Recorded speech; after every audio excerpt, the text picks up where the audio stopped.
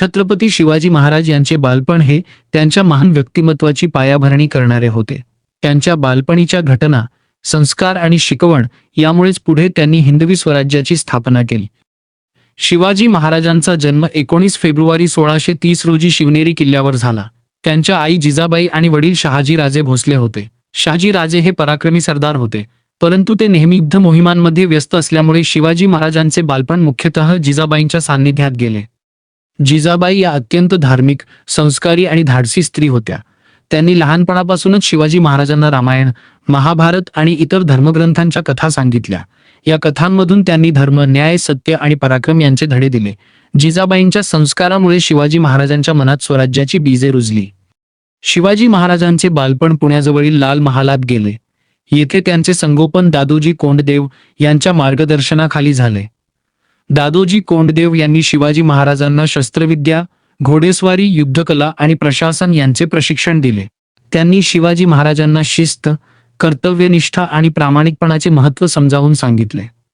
लहानपणापासूनच शिवाजी महाराजांना किल्ले, डोंगर आणि जंगल यांचे आकर्षण होते। ते मावळ्यांसोबत फिरायला जात आणि परिसराचा अभ्यास करत। सह्याद्रीच्या डोंगररांगांमध्ये त्यांनी गनिमी काव्याची पद्धत शिकली। हेच तंत्र पुढे त्यांनी मुघल आणि आदिलशाही सैन्याविरुद्ध यशस्वीपणे वापरले। शिवाजी महाराजांच्या बालपणातील एक महत्त्वाची गोष्ट म्हणजे त्यांचा स्वाभिमान। त्यांनी कधीही अन्याय सहन केला नाही। लहान वयातच त्यांनी ठरवले होते की आपण आपले स्वतंत्र राज्य निर्माण करणार। ही भावना त्यांना जिजाबाईंकडून मिळाली होती। शिवाजी महाराजांचे बालपण हे केवळ खेळण्यात गेले नाही, तर त्यात शिक्षण आणि प्रशिक्षण यांचा मोठा वाटा होता। त्यांनी तलवारबाजी, धनुर्विद्या, दांडपट्टा यांसारख्या युद्धकलेत प्रावीण्य मिळवले।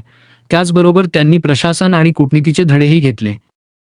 त्यांच्या बालपणातच त्यांनी लोकांशी जवळीक साधली, मावळ्यांशी मैत्री केली आणि त्यांचा विश्वास जिंकला। पुढे हेच मावळे त्यांच्या स्वराज्य स्थापनेच्या लढ्यात खंबीरपणे उभे राहिले। शिवाजी महाराजांनी आपल्या सहकाऱ्यांना कधीही कमी लेखले नाही, तर त्यांना सन्मान दिला।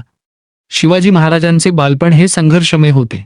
त्या काळात महाराष्ट्रावर मुघल आणि आदिलशाही यांचे राज्य होते। जनतेवर अत्याचार होत होते।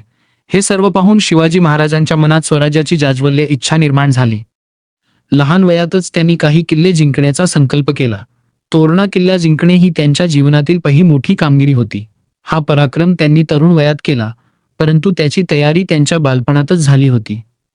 शिवाजी महाराजांच्या बालपणातील आणखी एक वैशिष्ट्य म्हणजे त्यांचा धर्मनिरपेक्ष दृष्टिकोन। त्यांनी सर्व धर्मांचा आदर केला। जिजाबाईंच्या संस्कारामुळे त्यांनी कधीही कोणावर अन्याय केला नाही।